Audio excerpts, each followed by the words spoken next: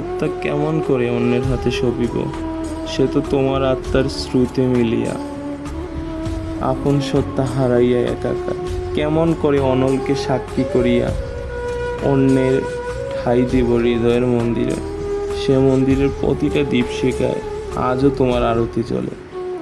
কেমন করিয়া শুধাইব নিজেকে, যদি পরিণতি হইয়াই লিখিত ছিল নিয়তির পাতে, তবে কেন সে আমাদের আত্মার এমন অবিচ্ছেদ্য মিলন ঘটাইল।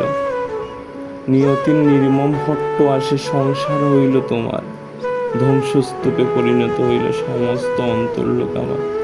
ফুল ভরা প্রবাদ অর্পণ করিয়াছিলাম তোমার চরণে, তোমায় পাব নিজ স্মরণে মরণে।